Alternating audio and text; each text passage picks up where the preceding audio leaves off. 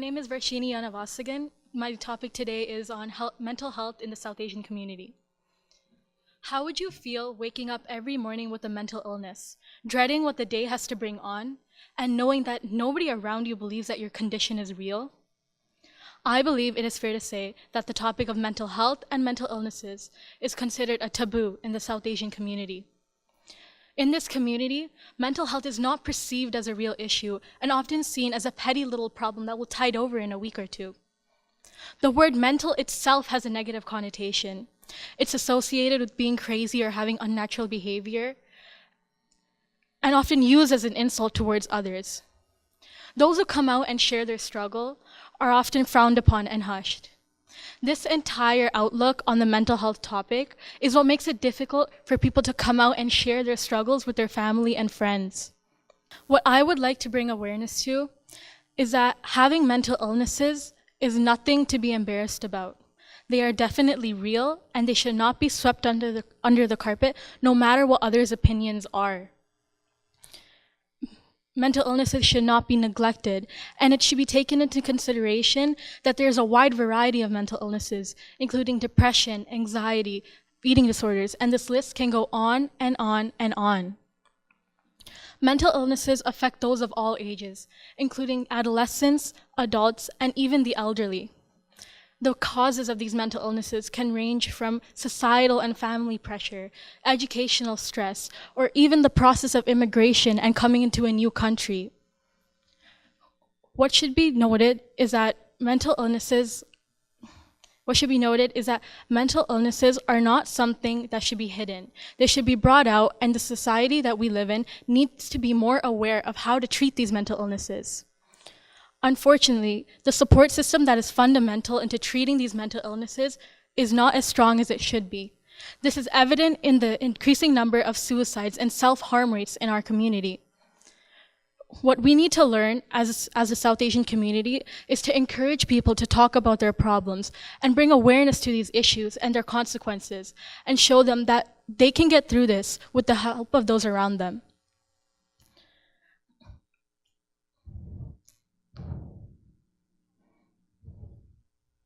As a result, we need to learn different ways and resources, and as this world progresses, there are more and more ways to treat mental illnesses, including helplines, support groups, therapy. We need to use these resources and show people that suffering with mental illnesses can be solved. Their issues should be taken seriously and not be a taboo in our community. Thank you.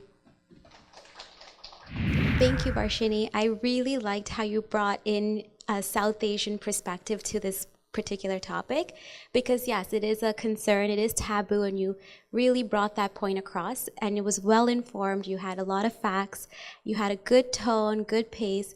There were times that I noticed that you did have a pause, but it's okay. You took the time to recollect yourself, and then you continued on. You didn't have filler words like and like, so that's fine. Just to avoid that, maybe just bring a cue card next time, and then you can just jot down the basic ideas and then take a look. Just glance at it and it's fine.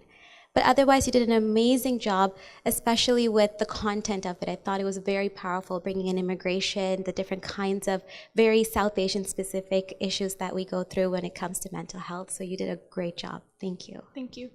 Good morning, judges. My name is Adrija Sarkar. I am in grade 4, and I will be talking to you about sleep deprivation. How many of you in the audience had 8 hours of sleep last night? Please raise your hands. I probably had 4 to 5 hours. No, it's not because I had to recite a speech before you today, but it is because I am sleep deprived. When I was about 4 years old, my mother noticed that I constantly had a stuffy nose and would be restless in my sleep, breathing through my mouth, kicking and shuffling my feet in the middle of the night. My parents took me to my family physician, who told them that I had a deviated septum. The bone that is found in the center of my nose extended to one side, making it hard for me to breathe, especially when lying down. My growth rate was, and still is, a lot slower than kids my age. After seeing many specialists, my parents were told that if this problem does not get better as I grow, they'll eventually have to operate it. I know what it's like not getting a good night's rest. Do you? An average person spends a third of their life sleeping. This means if they live till age 90, 32 years of their life will be spent asleep. This obviously means sleep is very important. 200 years ago, in the time of Shakespeare, it was believed that sleep is the golden chain that ties our health and bodies together. Today, we treat sleep as an illness, an enemy, an illness that needs a cure. Just because we don't do anything while we're sleeping. No eating, no drinking, no working and making money, no watching movies or playing video games. Our society is sleep deprived. On an average, people are getting 6 to 6.5 hours of sleep. Teenagers, even less. On a school night, maybe 5 or less hours. This causes people to doze off at any time in the day. When driving, in the middle of an exam, in the middle of an important meeting. Lack of sleep has major consequences. Accidents, poor memory, fatigue, irritation, stress, weight gain, decreased immunity, heart disease, stroke, diabetes. The list is endless. So sleep is not wasted time. It is sacred time. Sleep is the only time our mind and body get to relax and grow and plan for the next day. It helps us conserve energy as the mind and body are relaxed. This enhances memory and creativity. A good night's sleep increases creativity, concentration, social skills, and above all keeps us healthy and happy.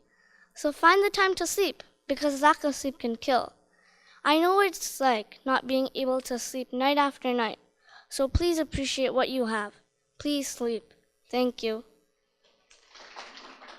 Thank you, Deja, for your topic and your speech. It's a very important topic. I'm sure a lot of us can relate. I'm glad that you also included your personal story into your speech. It was very effective and impactful. You also did a very good job of defining biological terms so that we can understand, right? You also had a variety of good pauses throughout your speech. How long did it take you to practice for today? Not that long, like 2 to 3 days. That's very impressive, very, very impressive. You also had a great tonal variation throughout your speech, so that was also very effective. Next time, try and use hand gestures just to make it a little bit more powerful. Overall, it was very well done. Thank you. Thank you. Good morning, distinguished judges. My name is Himadri Sarkar. I'm in grade 7. The title of my speech is, We Are All Capable, Failure is a Choice. Did you know that Albert Einstein wasn't able to speak until age 4? His teacher said he'd never achieve much in life. Unbelievable, isn't it? I'm sure we all know Oprah Winfrey. She was demoted from her first job as a news anchor because she wasn't fit for it. We all fail in life, whether it's coming to school late or dropping out of college, but it's not the end. The most successful people have all failed more than you've ever imagined, and that is why they're so successful today. First of all, what are the differences between somebody successful and somebody who's a failure? Successful people believe in themselves, focus on opportunities and solutions, and get back up no matter how many times they fall. Failures, on the other hand, focus on problems and obstacles. They're unmotivated and scared of trying anything new. I remember when I first went to Taekwondo in grade 4. It scared the living daylights out of me. I was so scared I'd be beaten black and blue. For a year, I cried and pleaded to my parents to stay home during classes. My parents continued to motivate me about the benefits of Taekwondo. I endured the physical and mental torture for that first year. Now, it has become a part of my life. I look forward to it. It has increased my mental and physical stamina by a lot. I'm so grateful to my parents for it. It has given me a new confidence I never had before. The moral of my story is, as long as you're confident and persistent, you will succeed. If you're human, you're as smart as Einstein. You're as fast as Usain Bolt. You can do anything. Not everyone will be on your side. In fact, most people will try to bring you down by ridiculing, criticizing, or making fun of you. If you let what others say discourage you, that will stop you from succeeding. Your success is based on what you believe about yourself, not what others think about you. You will always fail, but failure is where we learn. Remember, the faster you fail, the faster you learn. The faster you learn, the faster you succeed. In conclusion, I would like to share a speech I heard of famous actor Denzel Washington. Fail big. You only live once, so do what you're passionate about. Take chances. Don't be afraid to think outside the box. Dream big. Remember that dreams without goals are just dreams, and they ultimately fuel disappointment.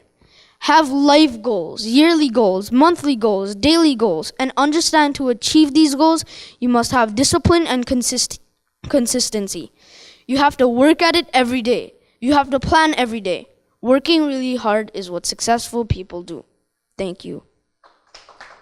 Hi, that was amazing. Good job. Good topic. I like how you defined what success and failure is because it's different for everyone. And I commend you on learning the difference between success and failure. How did you learn what that was and that it wasn't just material belongings?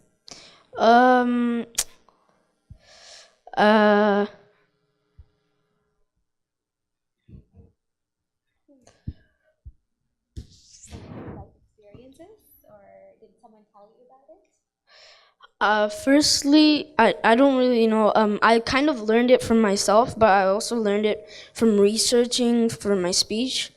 As I was creating it, it took as I was as I was working on my speech, it was hard for me to practice, and that's where I learned that failure isn't a material thing. That's really good. Experience is the best teacher. Just a little bit, you can be a bit more expressive, so hand gestures again, but that also comes with practice. Everything else was really good. So everything that you're talking about, you can use your hands, you can nod at us. Eye contact was very good as well. Thank you.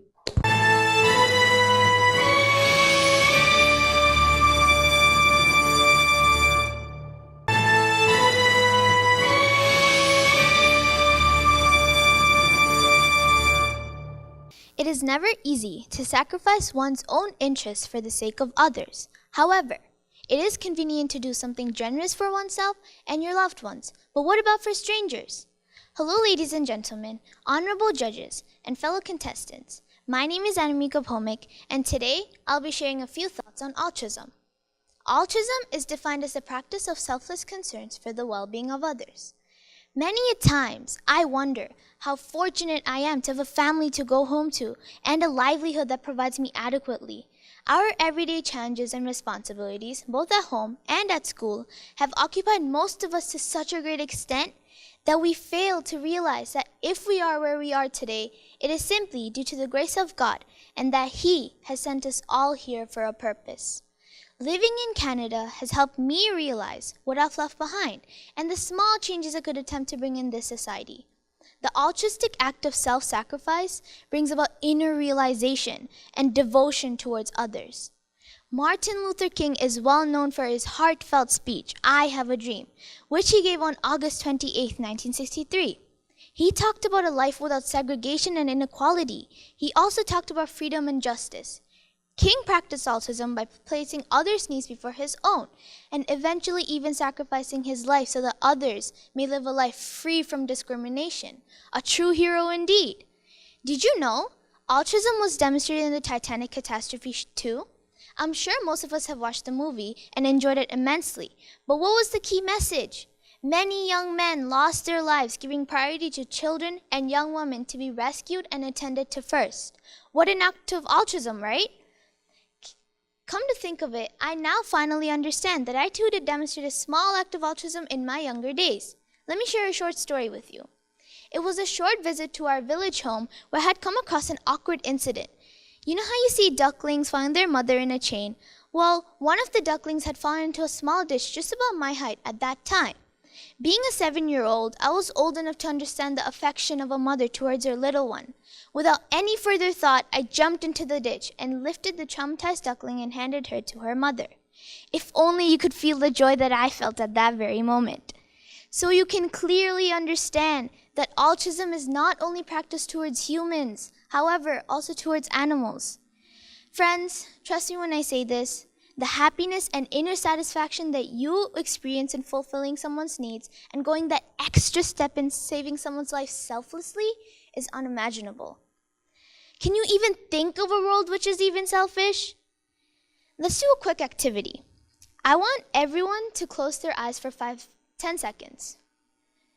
Imagine yourself as a candle, which gets consumed in the process of giving light to others. And that too, because you find happiness through the many smiles you have managed to bring upon the thousands of faces around you. Thank you, everyone, for giving me the chance to share my thoughts on altruism. Thank you. Anamika, you have a very, very big heart, and this topic is such a beautiful topic to choose at such a young age. You've already demonstrated so many acts of altruism. You've brought in so many good global connections and personal connections and even textual connections. So it was very well written content-wise, and it is a great message. We all should be kinder. We should all be doing volunteer work as much as we can, and it was a good reminder for us all. So thank you for your speech. You did very well. Thank you. Good morning, my name is Vasan and today I'm going to be talking about global warming. Good morning everyone.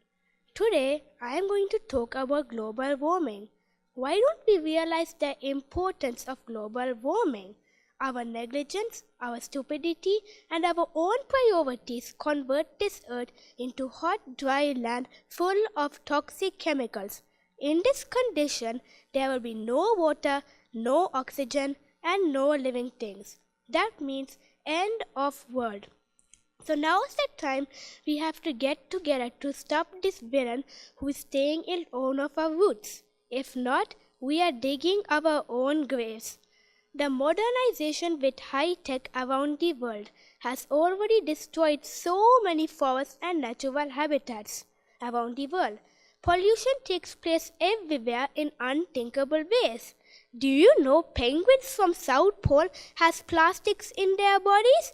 Animals are becoming extinct due to our blindness. Our inappropriate actions make Earth into a humongous garbage can. This global warming is more dangerous than anything. Damage includes so many thousand in death list, millions of people injured or affected, property damage worth in trillions, and dragging Earth into chronic one. What is global warming? Global warming is simply Earth's oven. Earth is trapping the heat coming from the sun and it is not letting the heat escape. This is the severe greenhouse gas effect. Do you know what this brings severe weather? Tsunami in Japan, typhoon in Philippines, earthquake in Haiti, and list is so big. Here in Toronto, our home, we recently had 79 millimeters of rain in just 2 hours, causing 2 men fighting for their life in a flooded elevator. And in Montreal, more than 40 people died of the heat. Can you believe this baleful problem? Do you know our ozone layer has a hole as part of global warming? We made this hole and paved way for many people to the cemetery. In our neighborhood, we can fill a big bag full of Tim Horton coffee cans and cups because coffee drinkers don't throw their cans in the garbage bin and throw it in our neighborhood. What do we have to do?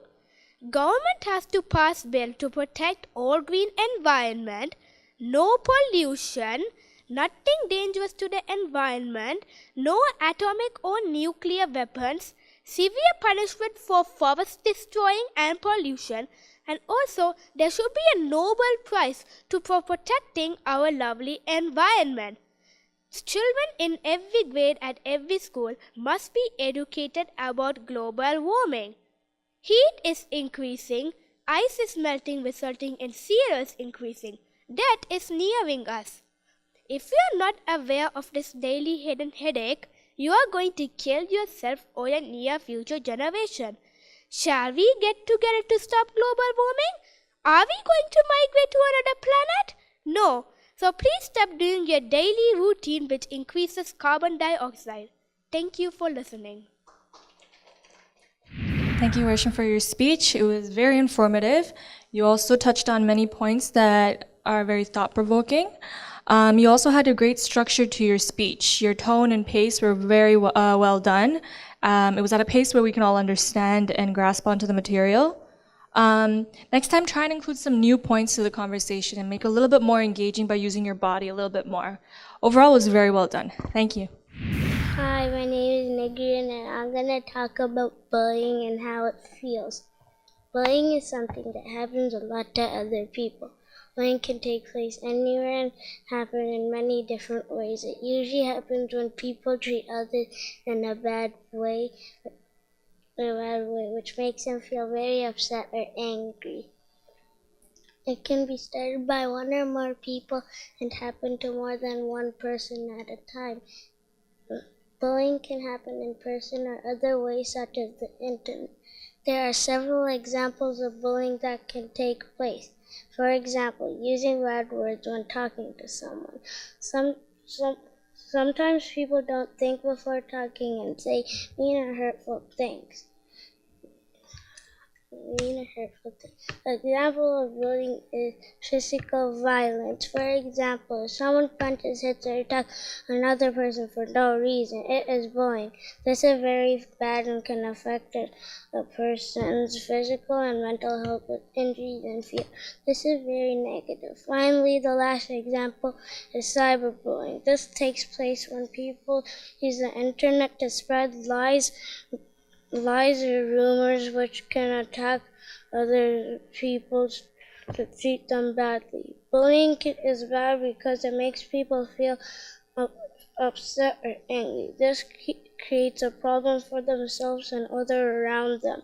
The victims of bullying can already have mental health issues such as depression and anxiety, which can cause changes in sleep and eating patterns and loss of internet and activities they used to enjoy. This can also affect their social lives, participation at school or work.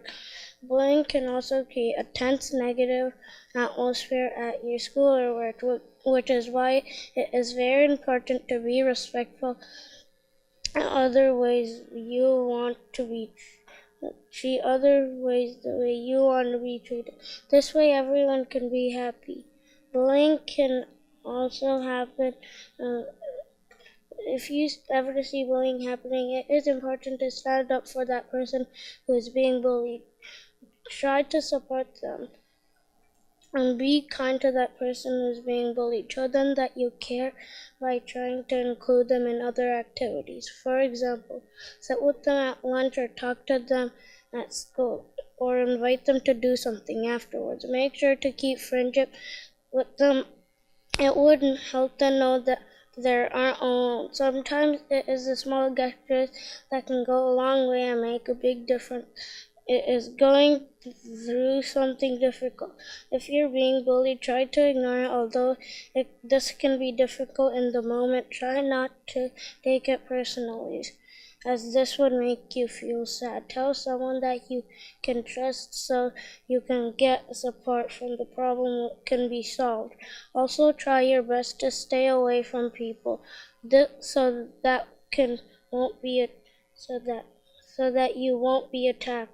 When people are bullying you, it is important to speak up by asking them to stop in a polite way so that they know how you feel. Bullying is powerful and very negative experience. It would be important to understand we're not alone and we must treat them in a person that respect they deserve so that everyone can get other and be happy. That was my speech. Hi, you did really good, okay? You did good coming and standing up on stage and talking to us. The content, so the stuff that you talked about was relevant to the topic. It made sense. It flowed well. Just a couple of suggestions. When you're speaking, hold the paper down, okay? So when you keep it between your face and the mic, we can't hear you as well. And that way, if you keep it down, then you're talking to us, right? Then we're having a conversation. And slow down a little bit. So you know how there's sentences on your paper? So at every sentence, take a pause a little bit, okay? And then you can look at us and then go back to the paper. Okay, but other than that, really good topic, okay? Thank you. You're welcome. Good morning, everybody. My name is Pavarasi, and I'm here to tell you about sport. Team sports are sports or a game which is played by more than one person in a group against another group of people. These sports can be played competitively or for fun. There are a wide variety of team sports, which include soccer, hockey, baseball, basketball, football, just to name a few. Team sports are great because they encourage positive values, positive health benefits, and I believe that it's important to participate in these sports. Team sports are important because they encourage living a healthy life, as team sports involve physical activity. It is important for each person, no matter how old you are, to be physically active. It is important for each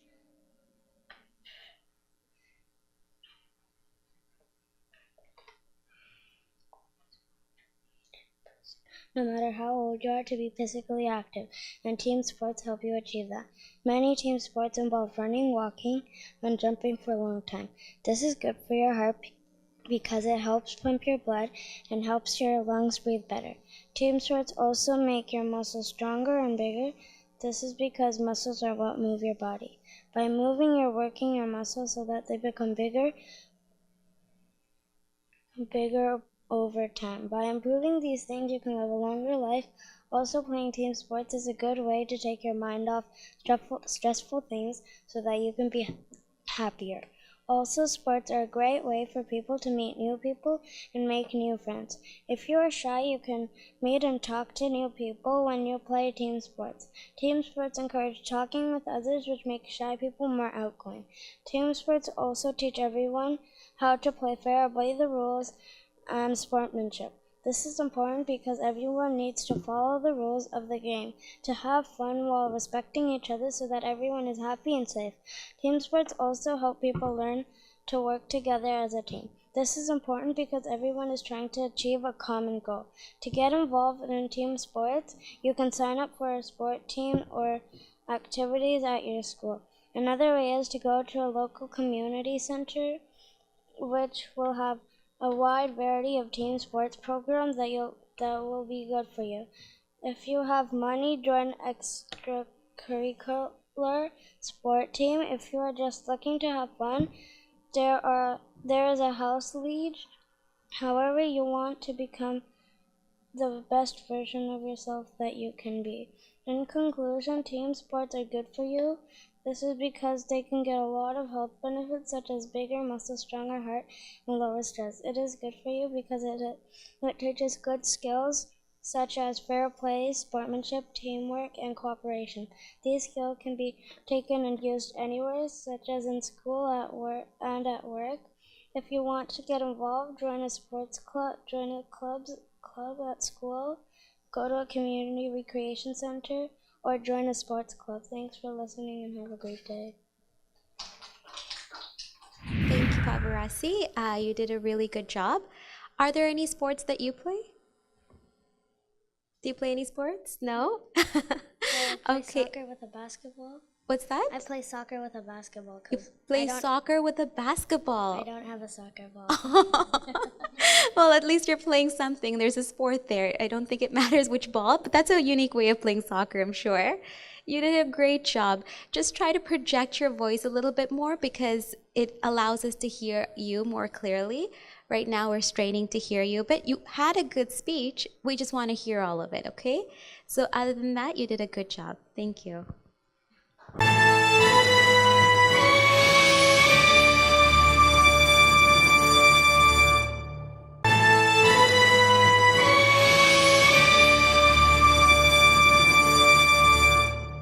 Good morning, ladies, gentlemen, and beloved judges.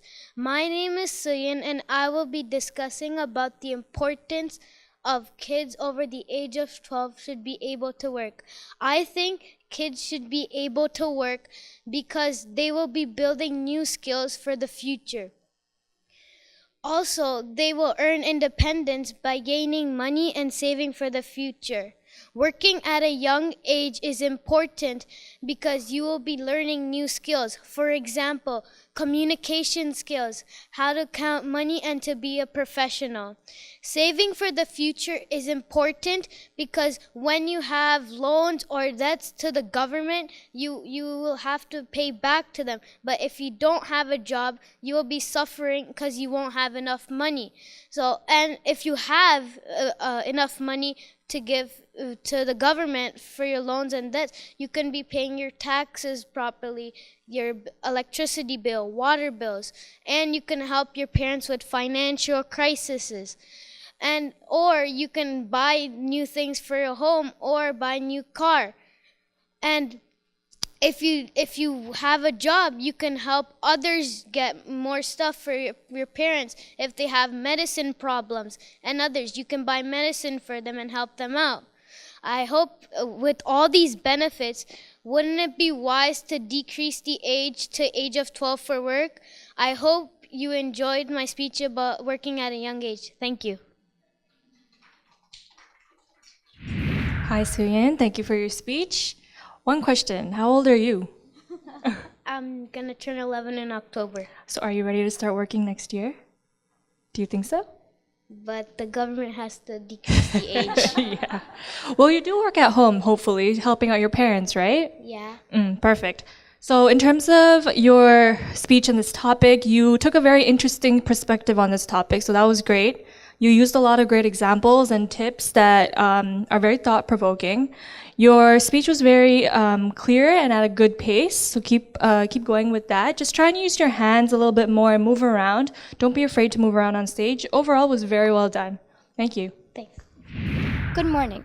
My name is Tamira Tiruchiselvam. Today, I will be speaking about Canada's opioid crisis. It is true that Canada is a wealthy and well-off country. But is all this wealth the reason behind the extremely high access many Canadians have to dangerous and expensive drugs? We commonly think of Canada as being a country of goodness, solutions, and freedom. But what we fail to do is acknowledge ongoing problems within our own country, such as the opioid crisis. The use of opioids and the deaths caused because of it have rapidly grown throughout Canada in the past couple of years. To start off, an opioid is a substance that acts on opioid receptors to create morphine-like effects. They are very popular drugs that act as depressants of the central nervous system. Opioids are, in fact, used in the medical field for pain relief, but they still do pose as threats to many illegal drug abusers' lives.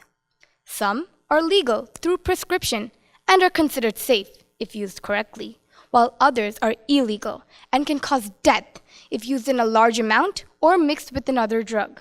Some of the deadliest drugs in the world are indeed synthetic opioids.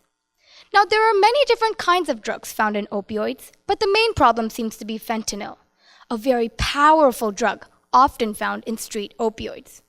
Criminal gangs manufacture fentanyl into pills that look identical to legal opioids. As a result, many end up consuming the drug without really knowing what is in it.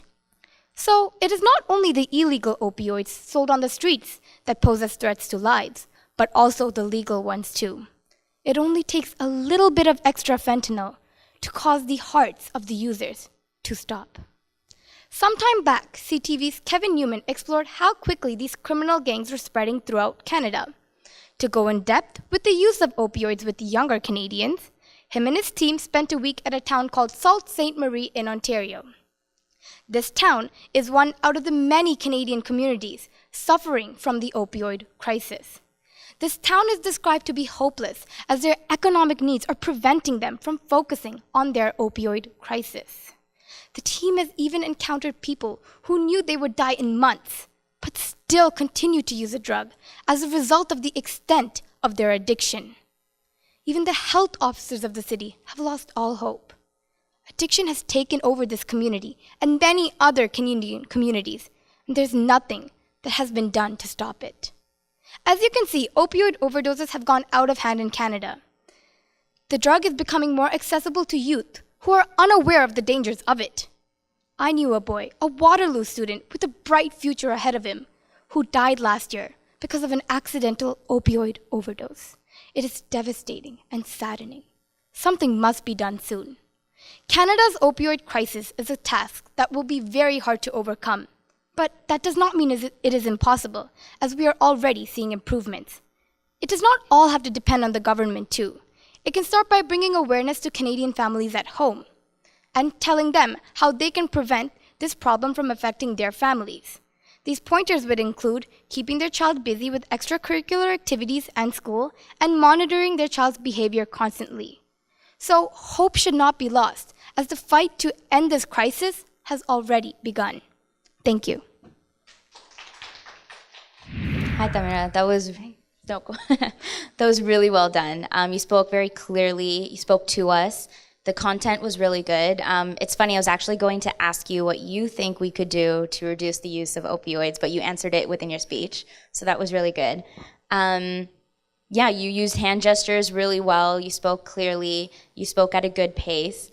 I just have a question. I know drugs is something that we talk about a lot in high school as well. So what made you want to speak to us about drugs? It's a subject that I learned a lot about in high school, and I realized that it's a problem that's going on in Ontario too, and it's spreading really fast, and a lot of youth, like people my age, are starting to use these drugs, which are not really good, because they're really dangerous, and a lot of people have died in Canada because of it. So I wanted to bring awareness to everyone to our community, to my community about this subject. Sounds good. Thank you. Thank you. My name is Kabinath Muthea. I'm going to grade 10 and my topic is the importance of education. Education is known to be one of the single greatest factors for how human civilization has gotten this far in the developing society we have today. It is a knowledge that has been passed on for many generations and that is still consistently changing and expanding as we move through time. While the need for extra educational years may be another debate, many of us will all agree that education is an important thing and we should all have the right to access freely.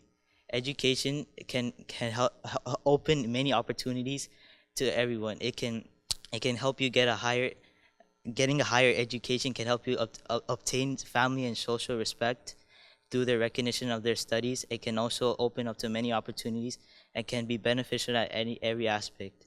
With attention to the fact that education can change our lives, it can also influence people's thoughts by bringing positive knowledge and removing negative thoughts. Parents play an important role in throughout our childhood's education.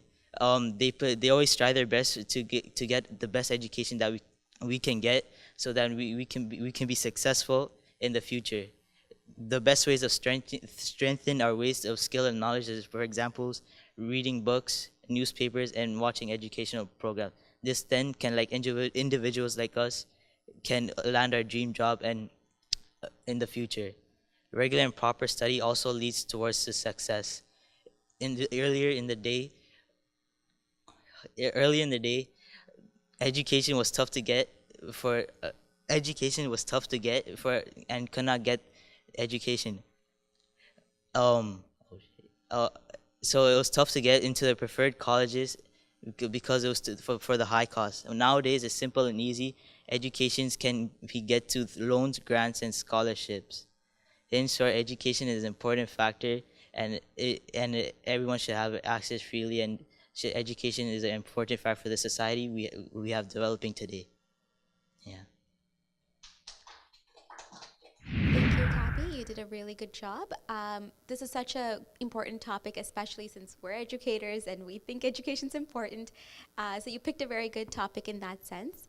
And you're right, we are so lucky to have all this access to this information, and education is an equalizing factor. So you touched on some really great points there. But the only thing I would say is have some hand gestures, have a more relaxed posture so, it's a little bit more engaging and whatnot. And if you make a mistake, it's okay. Don't apologize for it, because we trip over our words too. We make mistakes. So just make sure that you recover from that in a more confident manner and just keep going. But otherwise, you did a really good job. Thank you.